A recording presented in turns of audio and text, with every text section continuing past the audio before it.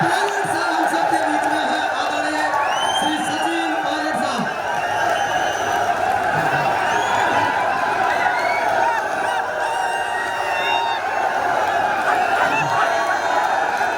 Congress party के जयपुर ग्रामीण से हम सबके उम्मीदवार भाई अनिल चोपड़ा जी, हमारे राजस्थान प्रदेश के एआईसीसी के प्रभारी रंधावा साहब, मेरे छोटे भाई हरियाणा से सांसद जो विशेष रूप से आज हरियाणा से कोटपुतली आए हैं, दीपेंद्र हुडा जी, हमारे पूर्व मंत्री शकुंतला रावत जी, हमारे पूर्व मंत्री हरियाणा से दान सिंह जी, जिलाध्यक्ष पूर्व विधायक गोपाल मीणा जी, हमारे शाहपुरा से जो चुनाव जीत कर आए और ऐतिहासिक बहुमत के साथ शाहपुरा से जीते विधायक हमारे भाई मनीष यादव जी, पूर्व विधायक इंद्राज जी, और आज कांग्रेस पार्टी और हमारे परिवार में दोबारा शामिल हुए पूर्व विधायक रामस्वरूप कसानिया जी,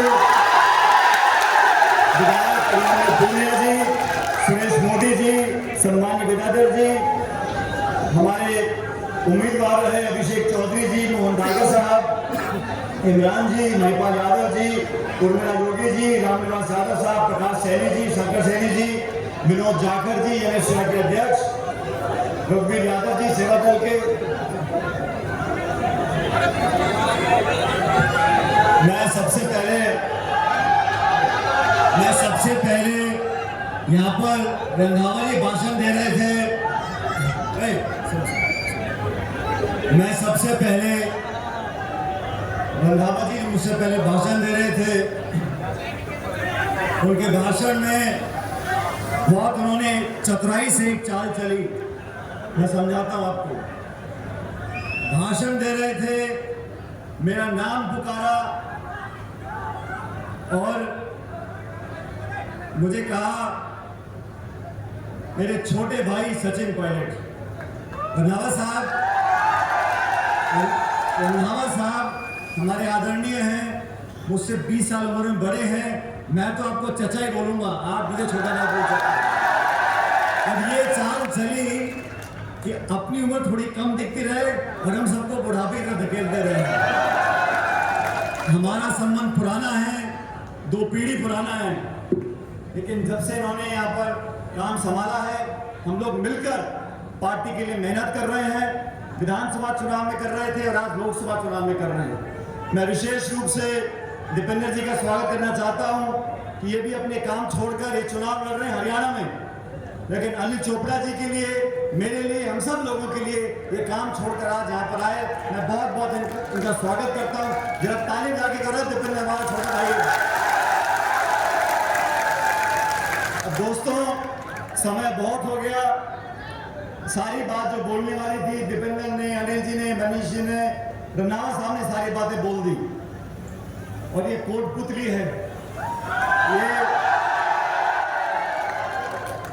ये कोटपुतली का इतना बड़ा प्रभाव है कि यहाँ पर कुछ दिन पहले प्रधानमंत्री जी मीटिंग करने के लिए आए थे और प्रधानमंत्री जी की सभा के बाद अनिल चोपड़ा जी ने मुझे कहा कि एक मीटिंग हमें कोटपुतली में करनी पड़ेगी।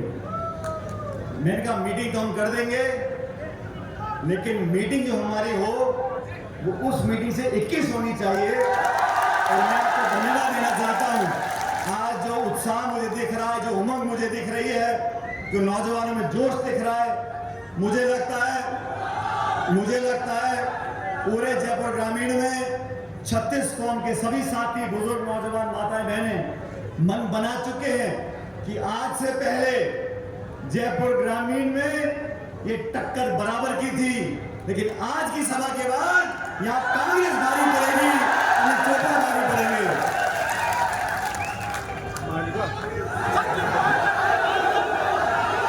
मुद्दे की बात यह है, ये देश के चुनाव हैं, पूरे प्रदेश और देश में लोग बदलाव चाहते हैं। 10 साल से जिस सरकार ने दिल्ली में बैठ के किसानों के साथ नाइंसाफी करी, नौजवानों को धोखा दिया, काला धन, रोजगार, महिला, हर जगह इन्होंने भाषण कुछ दिए, काम कुछ किया।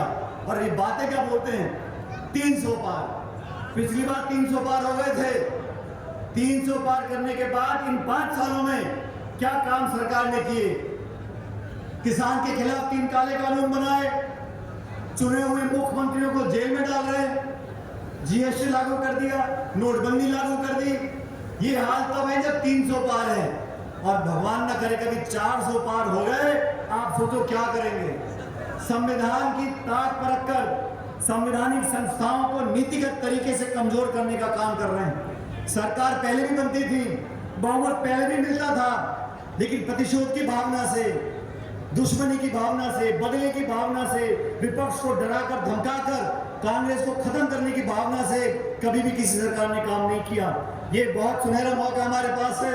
राजस्थान में विधानसभा चुनाव में हम सरकार नहीं बना पाए, कम अंतर से रह गए, लेकिन लोकसभा चुनाव में जैसा दीपेंद्र जी ने कहा, रनावत जी ने कहा, पूरे प्रदेश में मैं जोधपुर गया, बाड़मेर गया, अलवर गया, भरतपुर गया, हर जगह, झुंझुनू में हर जगह लोग बदलाव चाहते हैं। कांग्रेस के उम्मीदवार, कांग्रेस का प्रचार और आप लोगों का समर्थन इस बात को सुनिश्चित करेगा कि बीजेपी से बहुत ज्यादा सीटें लेकर कांग्रेस पर राजस्थान में लेकर आएंगे। 19 तारीख को चुनाव है। मेरा आप सबसे आग्रह है, ये